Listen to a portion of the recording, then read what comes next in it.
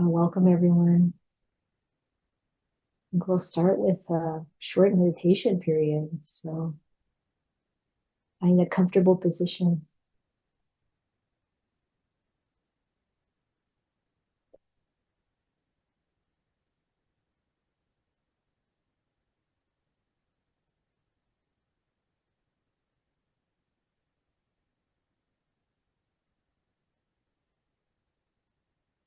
We've been building on Kuti here. It's been really enjoyable time together and also enjoyable work. And it's so important to pause and settle the mind.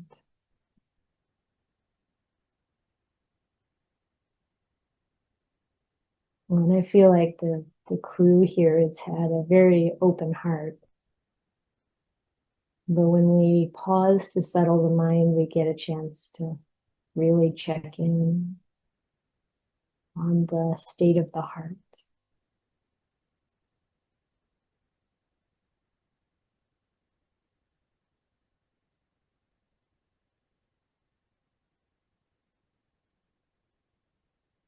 Maybe instead of state of the art, it's state of the heart.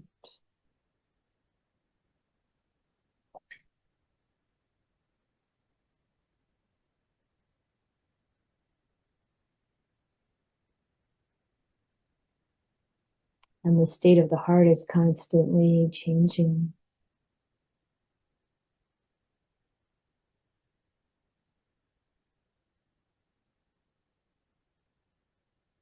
So we can observe it in this moment, and maybe in the next moment or two, it's different.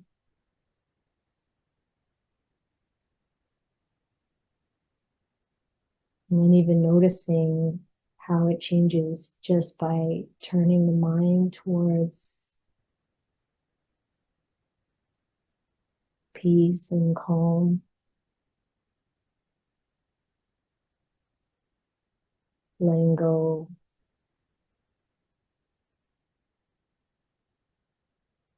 breathing in, breathing out.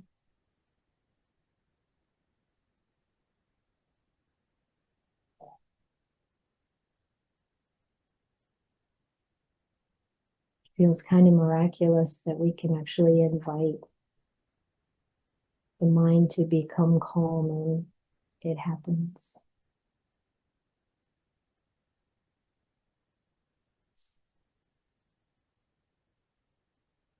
Of course, it isn't always that way. Sometimes the mind is so caught up in what's happening, the state of affairs, that it's understandably unwilling to just let go and be calm.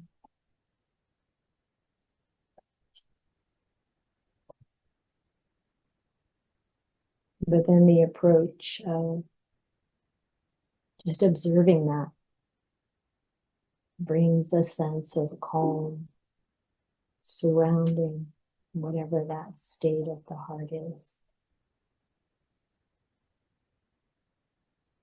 So beautiful, so accepting, so healing.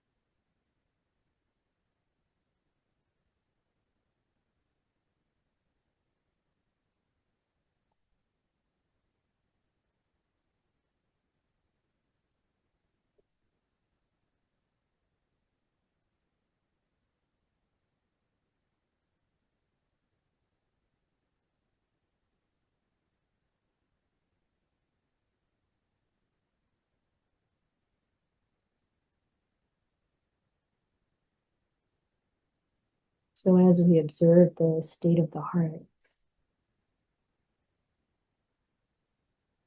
we can also notice how much of the mind's inclination is towards the sense of self. My thoughts, my feelings, my memories, my mood. And see if we can relax that personality view that wants to claim this experience, this process as me or mine.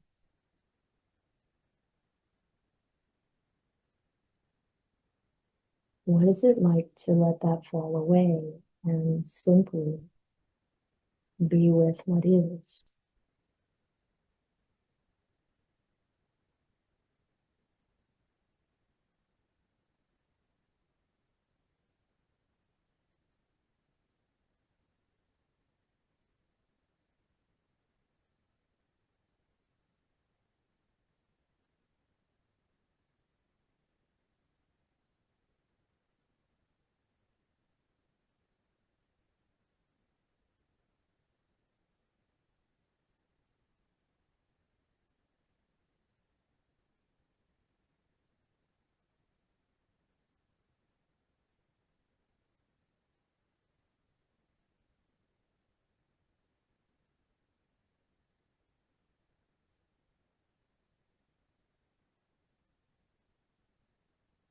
And actually, a point of reflection might be, is this really my heart, the state of my heart? Is it personal like that? Or is there a broader connection,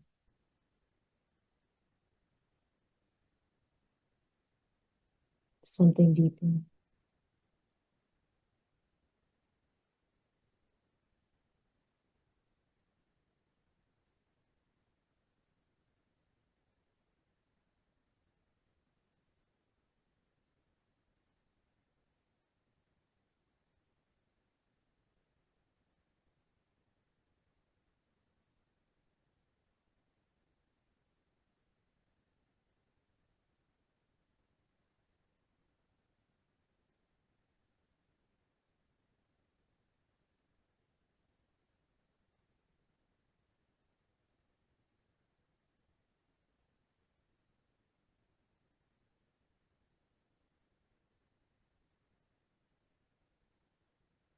Or are there certain qualities that we discover there?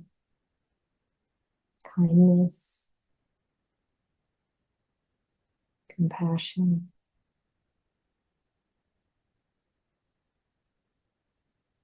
letting go,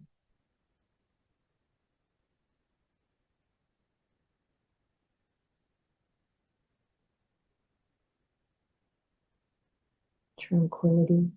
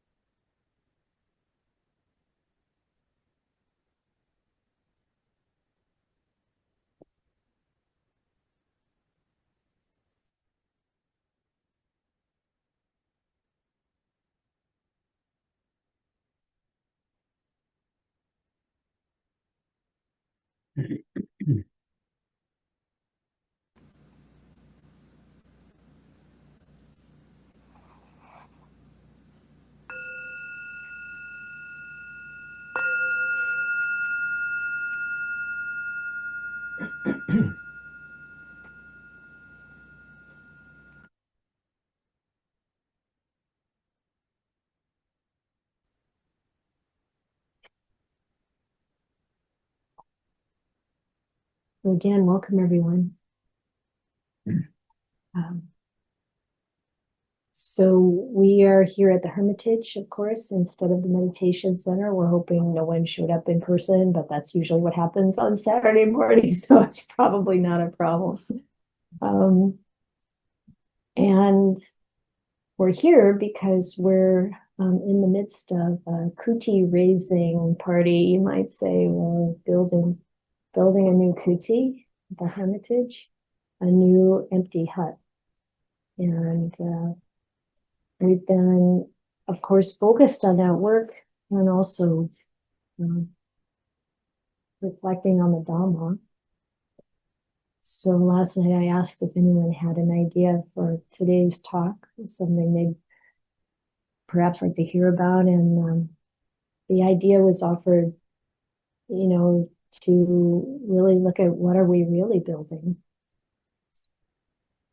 And so I feel like, yes, we're constructing this building, but we're also building community.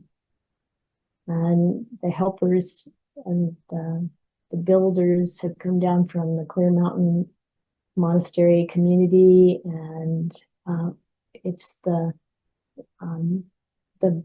building of the bigger community of Western monastics in this tradition, the bhikkhus and the bhikkhunis, and really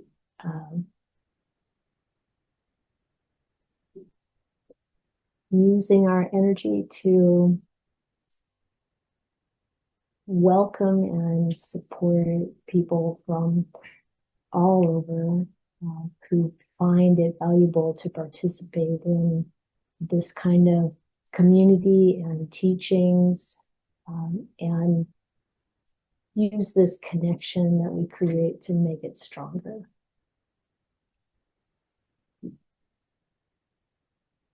And our friends who are here, very inspiring, I have to say. It's really been so lovely. So there's that building of the building, there's the building of the monastery, there's the building of community, and then there's the building of our practice, which is happening constantly to the degree that we turn our attention in that direction. And because we come together as people really committed to that building of the practice, we have an opportunity to really remind each other and to be reminded that that's what we're really in this for, that development in the Dhamma.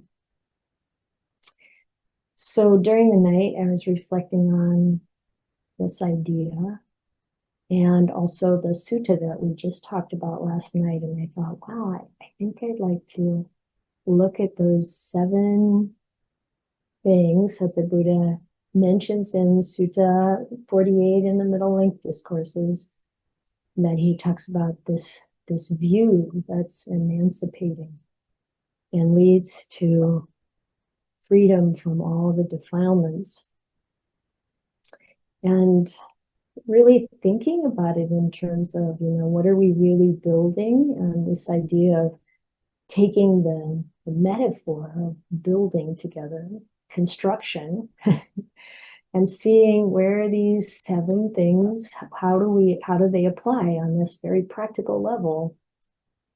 So, of course, these 7 things, these 7 qualities, are the qualities of a practitioner, who at the end the Buddha says, if these 7 qualities are there, then you've experienced a realized stream entry.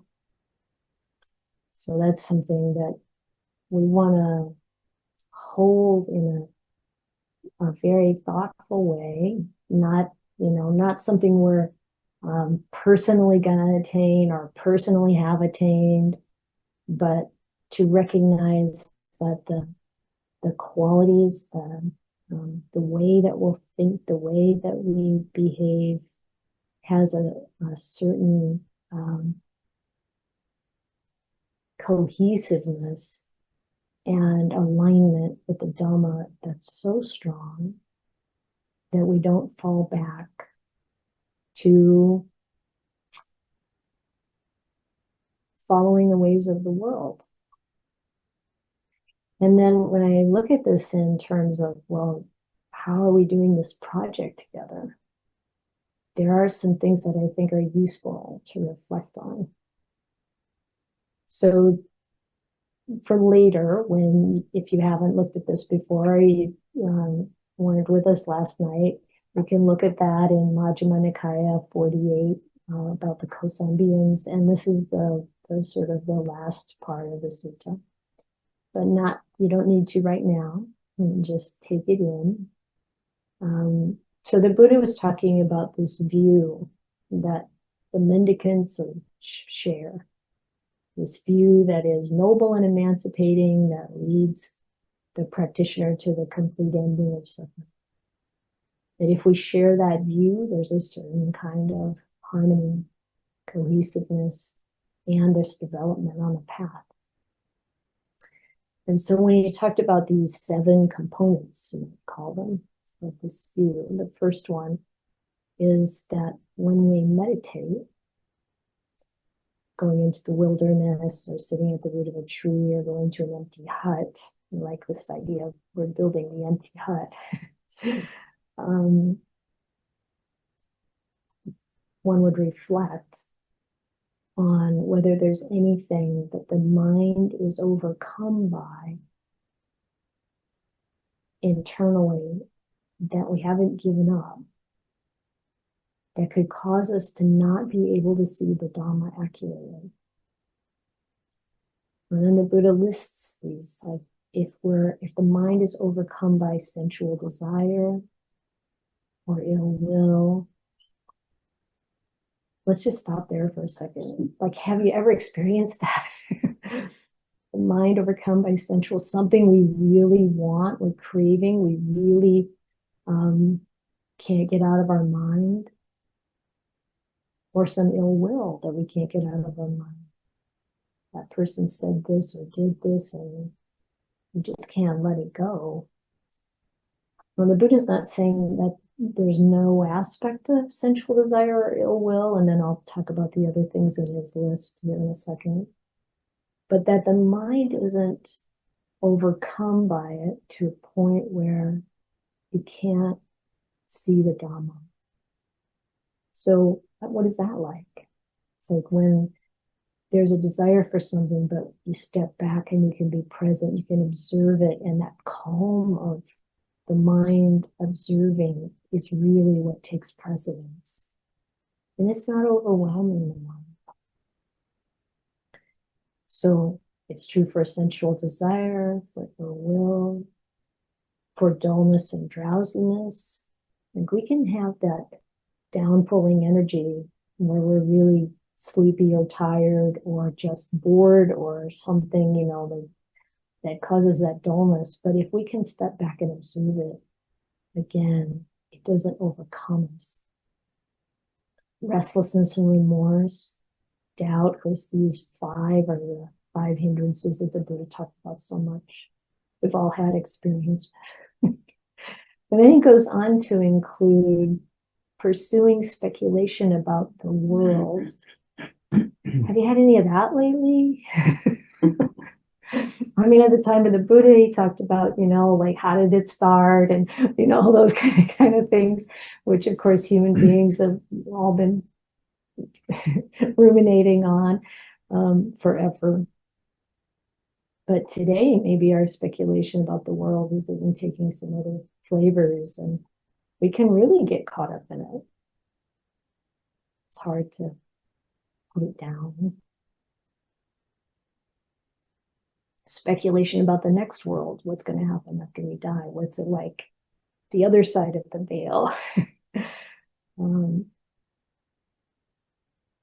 or arguing, quarreling, and disputing. And of course, that one hit home for his audience at the time because these were monks who were arguing, quarreling, and disputing and wounding each other with hatred, hateful words, barbed words. And the Buddha's trying to show them, wow, you guys are on the wrong track here. You need to look at what you're doing and shake yourself out of it. Because when we are in the empty hut, if that's what we bring in with us, and we're really overwhelmed by it, it's going to hold us back. But as soon as we step back and we observe it, and we recognize it for what it is, and we're not overcome. And so he says, the mendicant observes this, and then if what we see, what we understand, is that there is nothing that I'm overcome with internally and haven't given up, because of which I might not accurately know and see the Dhamma. And so then the mind is properly disposed for awakening to the truths, Four Noble Truths, truth of the Dhamma. So that's the first thing that the practitioner knows that they've achieved. And I'm not sure I like that wording, achieved, gets, we have to really be careful about not taking this on as a personal quest, as a personality, individual kind of attainment. But to recognize that if that's the case, this is the first thing that we can know that's distinct from what people ordinarily, the way we ordinarily view things. And we saw a bit of an example here. So there was someone that KBV employed to do some work here, and he's done a lot of work actually for KBV and done a very good job most of the time. But the sense is, well, what we could observe were various things were quite standard and simple that were not being taken care of in the right way. And actually doing a couple of things that were really dangerous. And somebody got hurt in the process and could have been hurt a lot worse. And we reflect on this and it's like, there was something going on for this person, probably mind overcome by something there in this list that would keep this person from taking care of the simplest things that they've done a million times in a safe way to not be safe, working together. And so it's like we want to go into the workday with our minds not overcome by these kinds of conditions, mental states, so that we can really see, what's happening around us, how to take care of things, how to follow through, what we're doing. Because a lot of times everybody makes mistakes. Everybody has lapses. And it's really quite nice to see here that the Buddha, and you'll see it more in the subsequent components, he's not talking about perfection. He's talking about noticing what state is my mind in. So what should we do when we're overcome? Pull off to the side. Take care of that. Take it slow. Remind ourselves or remind one another of the importance of what we're doing that's beyond getting the job done. It's beyond getting the paycheck. It's beyond how our egos might be affected or offended or whatever. So I think and the Buddha did this, I think when we look at these ideas and we see a practical application, it helps so much to bring it home. And then there are going to be a couple of lovely similes in here too, that where the Buddha does the same thing. It's like, let's make it real. Let's make it, something that we can really relate to. So the second reflection is when I develop, cultivate, and make much of this view that is emancipating, that leads to awakening. Do I personally gain serenity and quenching? Quenching here is nibbutto, it's nibbana, it's a kind of cooling off. So when I think about what is this view? This view is the Dhamma, but it's really fundamentally this view of Dhamma versus the sense of self, not taking the view and premise of our life as the ego, the sense of self, but rather taking Dhamma as our basis for what we do. When we think about that, when we think about even, like if you talk about this view that brings us to complete freedom from suffering as right view is, so it's such a big part of it, especially when we talk about stream entry and these first fetters, the conditioning of the personality, the conditioning from the social perspective. So when we think about using Dhamma instead, does that bring serenity? Does it bring coolness? Is the mind cool? And we can really see the distinction. Like if we're working and we're really like pushing a schedule, or we're really like have a personal goal that I'm going to be the one who, like some kind of, ego getting involved. We're not cool. We're not calm. So I think this is kind of like we can see it in our daily work. And the third one, he talks about the noble disciple reflecting on, are there any other teachers? Here it says ascetics or Brahmins outside of the Tathagata's dispensation, the Buddha's dispensation or community that have the same kind of view that I have. And I think the real distinction here is that view of the personality. So if you look at I think it's important to not take this as like our way is the right way and everybody else is wrong, as we'll see the Buddha talk about in other places. It's not about the ego, about puffing ourselves up and ours is the right way. That's not the point. But the Buddha really stood out when he talked about not self. And most of the time, ordinarily in the world, religion is taken as very personal.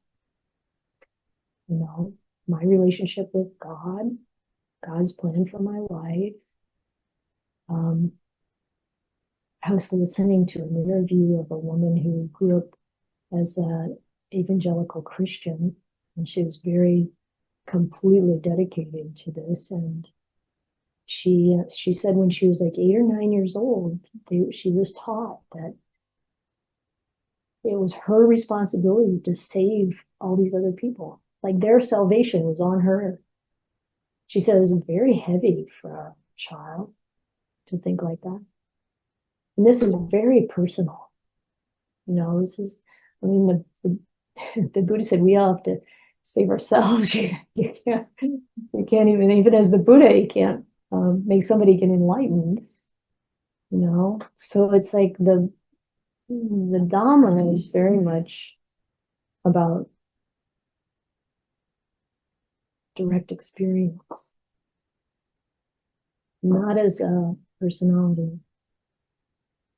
And of course, we can see in other religions, examples, especially whenever you look at the mystical side of a religion, you start to see this direct experience component, and you start to see the relinquishment of the sense of self. So it's not like you have to be Buddhist. It's not about being Buddhist. It's not about being in the right club. It's about letting go of all of our preconceptions and really being willing to throw away all of our views and opinions in deference to the Dhamma, to the way it actually is.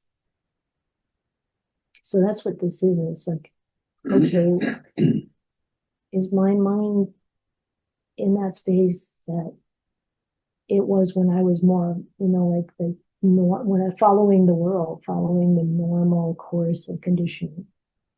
Or am I now clear about this letting go of the sense of self?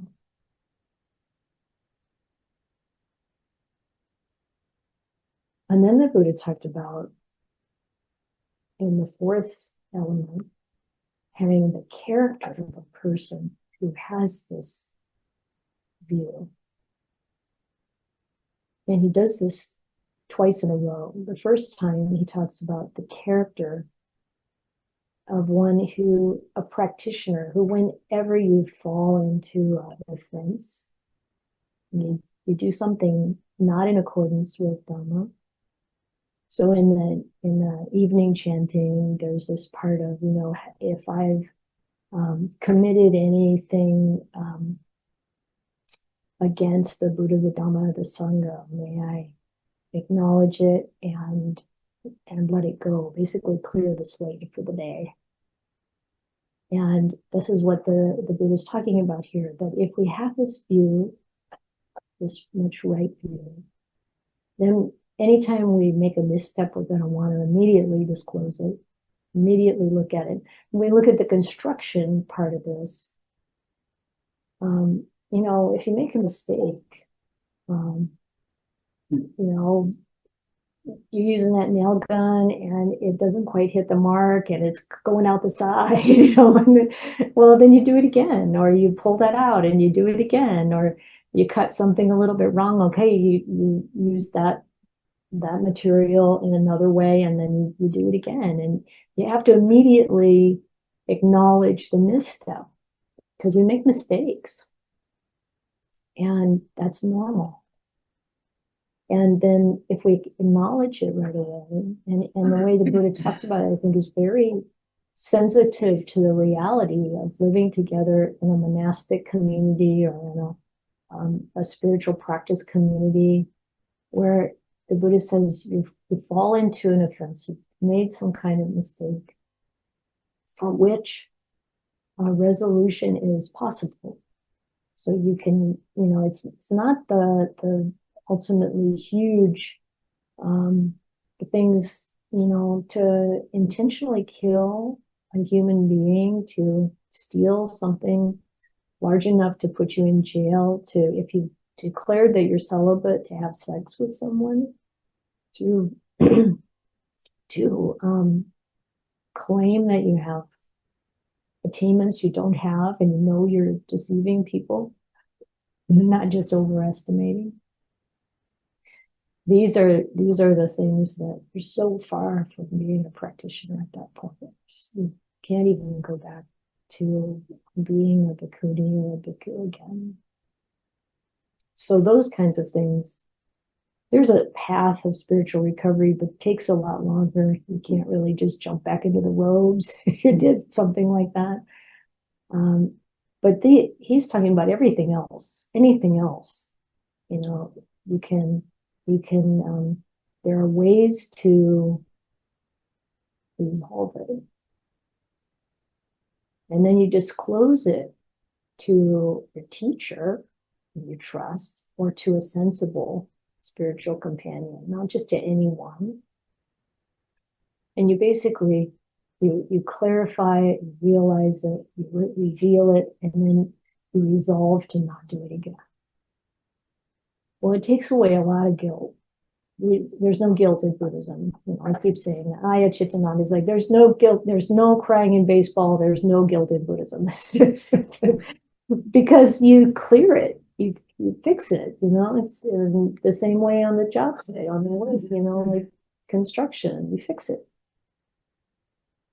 If you slow down and do it right, then that's the recovery. And the second time, this number 5 in this list, the Buddha talks about their character. He's talking about,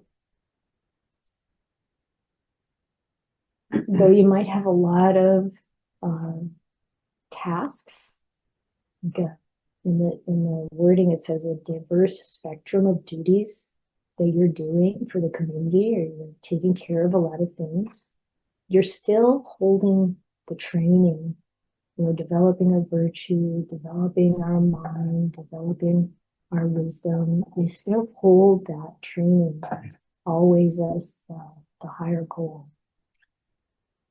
So when we're building this kuti, it's such a different process, thinking, okay, we're building this empty hut.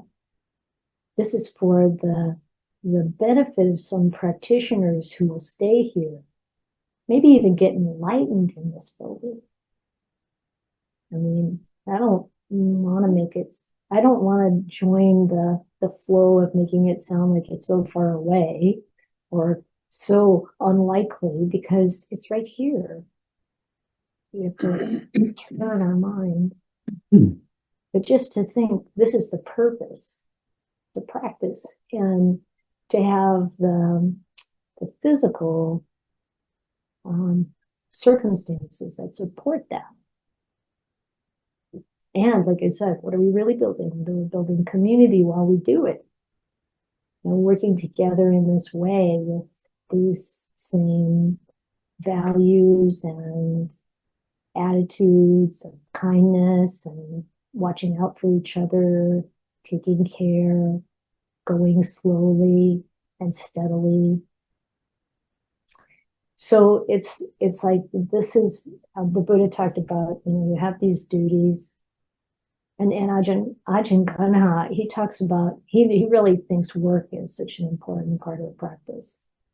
And he talks about all the time having sati, samadhi, and panna. So mindfulness and a calm, collected mind and the wisdom to inform what we're doing, how we're doing it. And the Buddha uses this very sweet image of the cow grazing and keeping an eye on her calf at the same time. And you probably know I'm a mother. I understand how that is, doing work, and you're always like, one ear is always paying attention to what's going on with the kids. And so we want to do it that way. We want to work that way. The ultimate goal isn't to be right, but it's to be present, calm, and use the Dhamma as the wisdom to support what we're doing. And then with the last two, the Buddha talks about having strength, the strength of a person with this kind of view. And so the sixth one is about whenever we're hearing the teachings, the training proclaimed by the Buddha, when that's being taught, we pay attention. We have the strength to pay attention, apply the mind, concentrate wholeheartedly, and actively listen, really be engaged. Well, of course, we practice this, in all of our activities, practice being engaged with what we're doing, practice being aware. How can I do this, say this, be in accordance with Dhamma, and really be present to it? And then, of course, when the Dhamma is being taught, really being there with it. And finally, when the Dhamma is being taught, finding inspiration and meaning in the teaching. Let it really inspire us, fill us with joy. and follow those teachings. So we feel a lot of joy with this construction project. I can really see it. And it's like to recognize, to, in the back of your mind, not maybe necessarily thinking about it consciously so much, but in the back of the mind, knowing what we're really building. We're really building so much more than an empty hut. And even if we're, I don't know when we're going to build the pit toilet to serve these kutis, but that's also going to be an important component. You have an empty hut, you also have to have a few other things. So it's like, can we bring the kind of heart to whatever it is we're doing? If we're cooking in the kitchen, that's so important. Or cleaning up the monastery. The importance of the task is really more about how we approach it. The importance of how it conditions our mind, gives us the strength and the energy to practice. So, anybody got anything you want to add or complain about, or questions, comments? How does this relate to stream entry? Yes, go ahead, Mom. I had a couple of thoughts. Can you hear him out there? Just want to know. You can't hear him. Okay. Could you probably closer? No. Talk a little louder and let us know. Thank you for that beautiful talk. And I had a couple of thoughts, and I'm ambivalent on it a little bit on my thoughts, because one of them is, when you have a goal, there's a lot of I need to get to goal. And I think you beautifully touched on that, how that is probably not a good thing. At the same time, the Buddha had a goal, because he could have stopped with Alara Kalama or Udakarama Putta, but he said there's something more. So the Buddha had a goal, so he kept going. And so I wrestled with this, wanting to achieve progress on the path. And the closest I got to a really good answer was when somebody went to find Ananda and he asked a similar question. And Ananda said to him, "Did you have a desire to come and see me today?" Mm-hmm. And he said, "Yes." He said, "Do you have that desire now?" He said, "No, because I'm there." Mm-hmm. So those were some of the things that. It's a good question.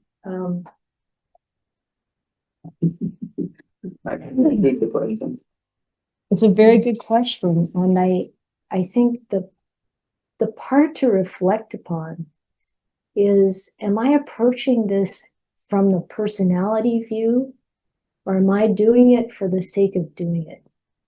So Ajahn Gunha will talk about be kind for the sake of kindness, not for the sake of I am kind and I will be seen as kind, or like all of that. I feel like the Buddha really wanted to know the truth, that it wasn't like I'm going to gain the truth. I'm going to be somebody that people will look up to, because you can just immediately feel the difference. You can feel the tightness, the dukkha in that I'm going to gain this goal. Even going to see Ananda, I'm going to go to see Ananda and I'm going to be, seen as, or I'm dropping the name, I went to see Ananda, it's like, but instead, I want to learn from this great person just for the sake of learning truth. A very different feeling. Thank you. Yeah. Yes. Let's see. Burgess. What's your name? Hi. Hi. Yeah, my last name is Burgess. First name is Moffat. Thank you so much for inviting people to join here. Appreciate it. Well, nice to meet you, Moffat. Nice to meet you too.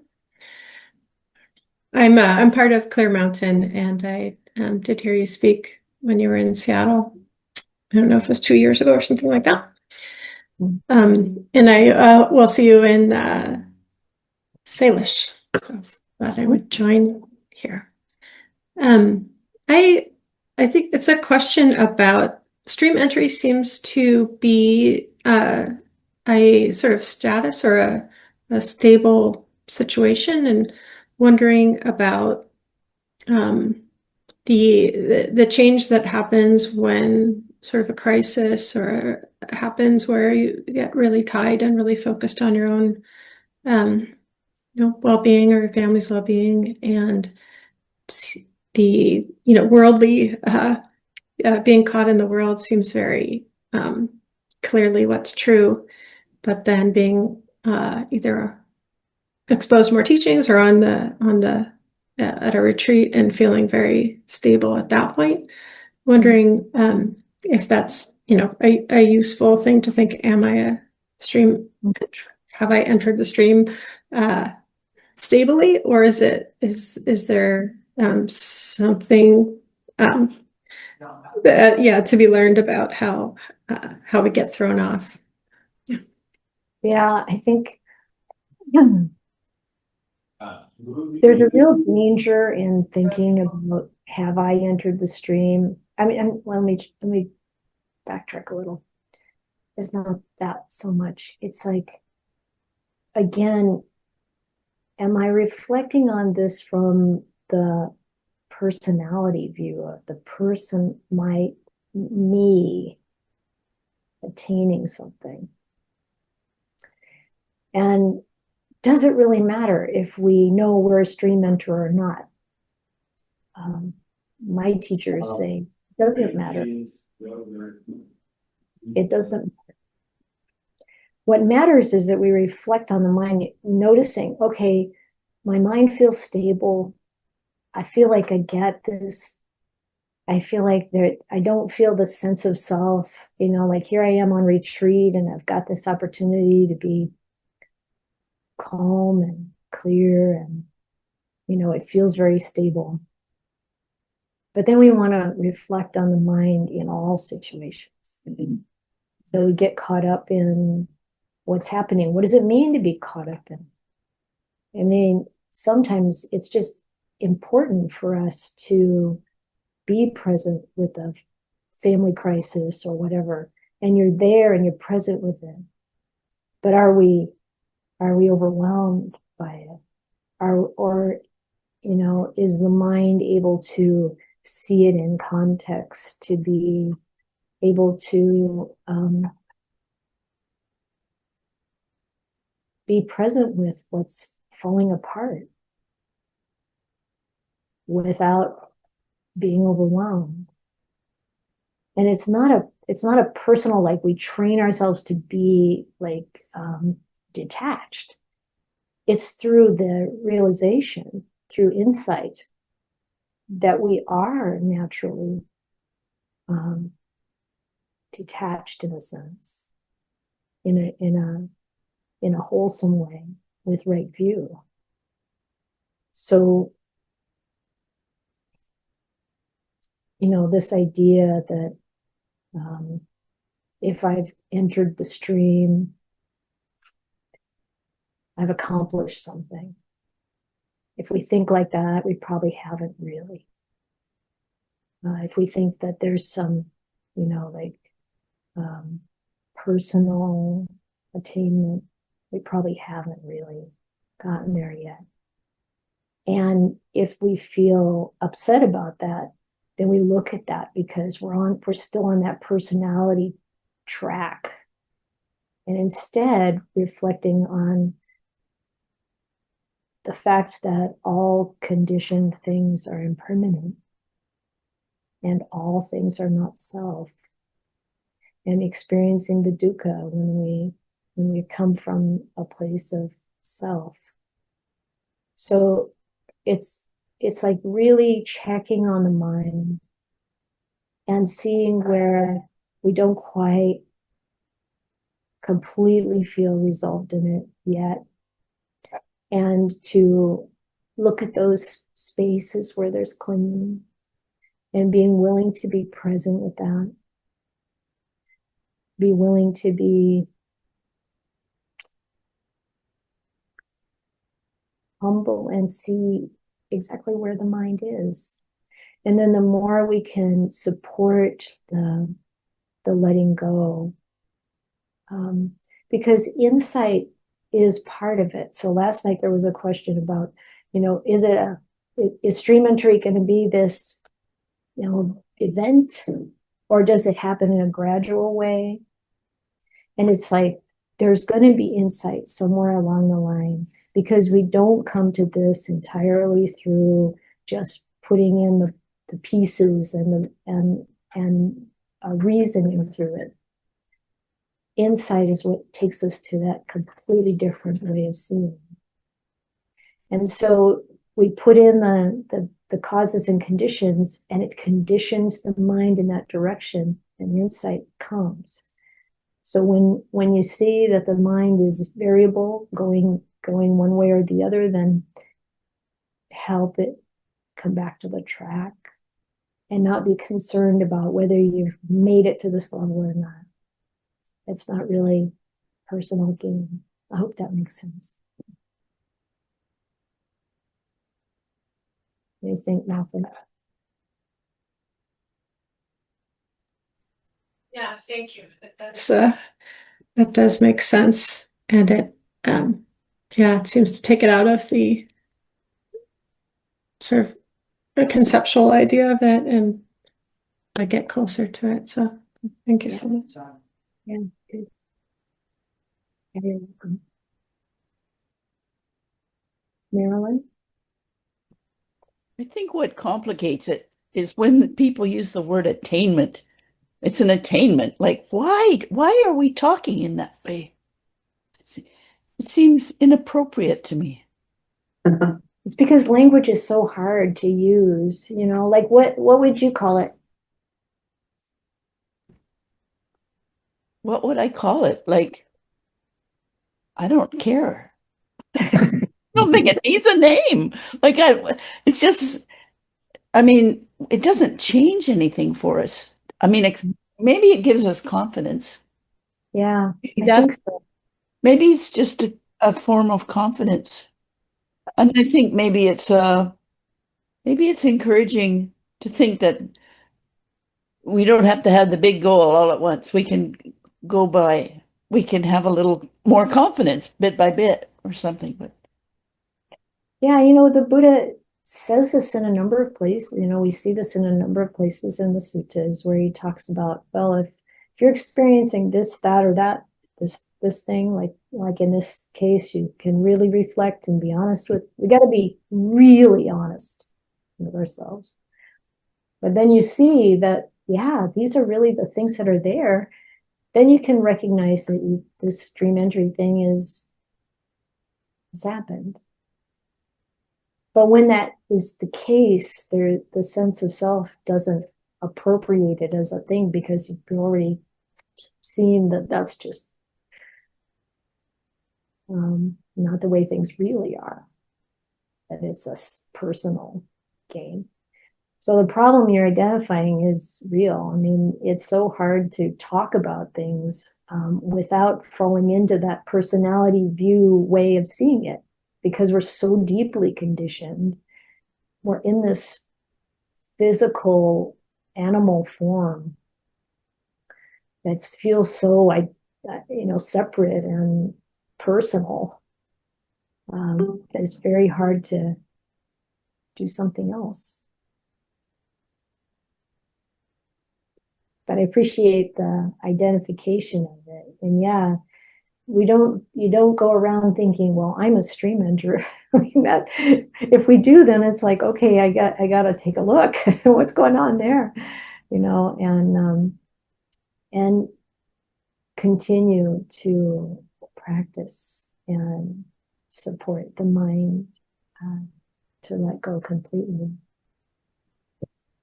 Yeah, Nancy?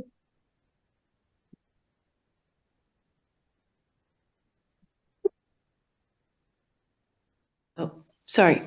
I'm finding that I'm finding a lot of things that I would like to let go of completely that are just I seem to be not letting go completely. I'm seeing envy. I'm seeing anxiety. Yeah, I got a couple of them, and distraction. Oh, right, and distraction, and and so are the instructions to notice them, like, and not identify with them, and then hopefully eventually you'll get some insight and get past them. Mhm. Yeah, I'm just having a hard time working with them right now. So I'd love some input. Yeah, it's the first three noble truths over and over again, made actual, not intellectual, but being with that experience instead of in that experience makes all the difference. Stepping back enough to see as a passing phenomena, to see, oh, this is what the conditioning is brought up now, the stoicy or this aversion or whatever it is. And then because we're stepping back, notice what's there. Can I be there with kindness? Can I be there with an understanding of the Dhamma, of the suffering that is happening when these are the mental states or feelings? And we're stepping back, and kind of like that, you click back and click up, because you're seeing from the Dhamma. You're looking at this mental state, these emotions from the Dhamma perspective, not the personal. So yeah, not owning it, recognizing and stepping away from owning it, just being present with it. And to see that carries all the way through. Even the arahant may have feelings arise, will have feeling experience, but it only lasts like that, because they've gotten so not just skilled, but also with the insight to just drop it immediately. So what you're identifying is that as we are working on this, we aren't yet at the point where we drop it immediately, but we'll put in the causes and conditions, the practice to be able to drop it quicker, and seeing it for what it is, and it makes it easier to let it go. But that strength of someone with that view of emancipation and freedom, that strength is stay with it, staying present to it as it dissolves. And then we know we can outlast it. We don't have to be afraid of it. We don't have to have aversion towards it. We just be present with it until it disappears. I mean, of course, there are some other things to know in that process, but that's basically, being present with it. First noble truth, understand it. Second noble truth, see the root cause, the suffering. What am I clinging to? What do I want to get rid of? What do I want? What do I want to get rid of? What do I want to have be different than it is? And then letting go of that, watching it dissolve. Third noble truth. You feel the cessation of that suffering.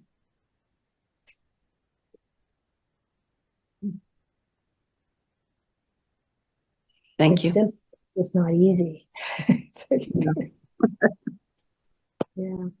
Thank you, Nancy. Shane? Good morning, Ayya. Apologies for being late. What are we talking about? I was out with a friend. What are Sorry. we talking about? We're talking about. I mean, I know we're talking about Dhamma, but So the 48th, number 48 in the Majjhima Nikaya, Mhm. the list at the end, the last portion of it, where the Buddha talks about what it's like when a practitioner has this right view of emancipation and freedom. Thank you. And if you go through that list and reflect upon it, that's a start. And yeah, and you can always come back to the recording of this later. Yeah, sorry, Arya. Thank you. That's okay. Thank you, Shane.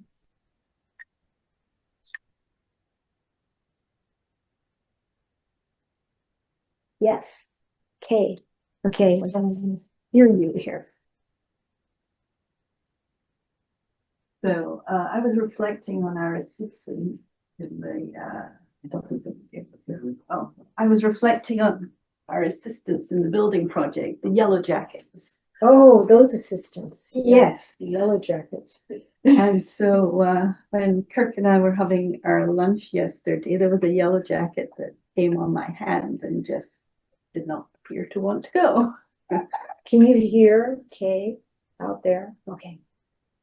And it was like tiny little electric shocks as it was going around. And Kirk mentioned that they bite. And I'd never heard this. I mean, I knew they stung, but I nibbling never. on you. Yeah. Oof. And it was just going. And I thought, it's going to fly away. But it just stayed, just kind of marching around doing this. And then I was reflecting, I've seen yellow jackets on corpses of worms or birds or things. And they're very energetic to get their protein. So then I reflected, well, does this think that I'm a corpse? Whoa. And just going around biting away. So then it flew away. Then its friend came and did like a dive bomb and kind of did a sting, and its stinger was in my hand. And so I just sat and watched it. And I thought, this is a lot of energy that this little creature is doing. Sort of into my hand. And I thought, well, I think stinger's maybe stuck, but I just sat patiently and it kind of it got stinger out. So then my further reflection became the cootie. Now wasps' nests are pretty humble. They're made from wood fibre. I mean, it's little bits of wood, and that's what our cootie is being built with. Yeah. And we want it to be simple, like the wasp nest. The bees have palaces. Oh, I see. They have sugar. They have all kinds of things, and it's spectacular that it's the yellow jackets that are hanging around the cootie, because they're saying, we get you. You're going for simplicity. So then it took me to the wood. I was sawing off a piece of wood and I could see the rings, and I was thinking, oh, it's taken years for this piece of wood to grow that is giving its wood for the kuti. And I thought that is a blessing to have the wood. And then I was looking at the particle board. Is it MF? Ayya knows the name of it. The OSB. Yes, OSB. And so that's like what the wasps do, you know, they take this and then they make it into a mixture and they make it. And so it made me feel joyous that we were building something just like the wasps. And that, thank you to the wasps, they are our assistants. In Wow. Cool. Thank you, Kay. Yeah. I know I see Ayya Chitananda just let the mosquitoes just drill, fill up and leave, you know, just watch them. Yeah, I tried to say you may have it because they are a being, and that you don't want to say you can't take it, right? Because, and so you take your precepts to. Yeah, cool. I'm not sure I'm going to do that. I usually go away, go away. But that's really neat. Thank you.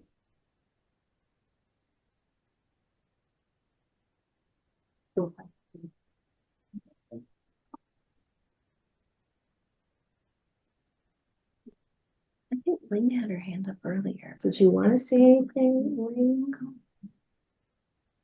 Why is she coming? Okay, thank you, Ayas. I feel I have a very trivial question, but it's kind of little, I've been wondering. So you just mentioned, one of these 7 factors, it talk about learning Dhamma wholeheartedly, listen to the Dhamma. And I was always wondering, like in the morning I walk to school, and for a while I said, I should just do one thing at a time. So I don't listen to anything. I just walk, trying to follow my breath and follow my steps.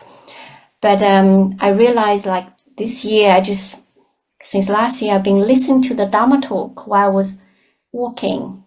So when I heard this sutta, I was just wondering, I also ask myself, am I really doing practice? Like obviously follow the steps, and breath is a bit harder than just listening to the Dhamma talk. But at the same time, I was like, I want to be inspired. My day start with Dhamma talk. So I was just wondering, what do you think about? Do you think that is really learning Dhamma wholeheartedly? It's very trivial. Yeah, no, it's not trivial because it requires evaluation, just reflection, just like the Buddha is encouraging here. And the reflection is, what are the results? So if you arrive at school inspired and happy, I think it's really valuable to listen to the Dhamma talk. I don't think it's so helpful to think, this isn't the right way to do it, so I shouldn't do it this way, and kind of like holding ourselves in. I mean, my first Dhamma exposure were to the cassette tapes of Ajahn Sumedho's talks. And I had like 2 of them, and I kept listening to them over and over again because it was a whole paradigm shift I needed to absorb. And I would play them while I was driving, and yeah, I'm driving. It's not the same as like I'm just sitting there listening to the Dhamma, but it was a way to get it to filter in. And I don't see a problem with that at all if we look at the results and see what's happening. That's my answer. We might get a different answer from different people, I would expect, but just see how it affects you. And what does it really mean to take it in? To really feel it in the heart. I think the repeated kind of listening can really help. This is very useful. I think because we're talking about distraction, sometimes, especially like when I come back home from work, and I can feel like sometimes I just going through this YouTube lists, and like listen to the Dhamma talk, but which one? Yeah, I think I like listen to one special one, repeatedly. That probably will be even more useful, just going in any random this notification Dhamma, and reflect it. Maybe sometimes following the steps and the breath is more like wholeheartedly practicing than just listen any Dhamma talk. Yeah. Mm-hmm. Yeah. Thank exactly. You. Just see what the effect is. What is the result? And know if we're drawing nearer to the Dhamma or we're going the other way. So, yeah. Thank you. Thank you. Ayya.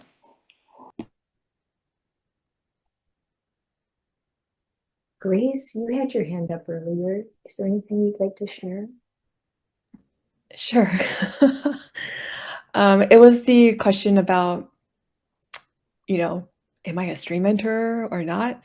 And I wanted to share what happened when I asked you that question in like 2019, when I was first starting to get to know you, and you were explaining what it was. And I shared a story of something that happened, and I was like, Ayya, Santussikā, like, was that stream entry?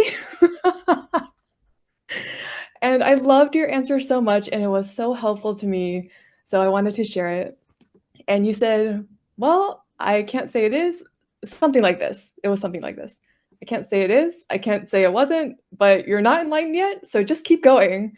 And then you shrugged as you said it. And I think especially the shrug and just how unserious it was just has helped me so much. So thank you. Thank you, Grace. Okay, so I think we'll end the formal part of our meeting right now. Thank you, everyone, for your sharing.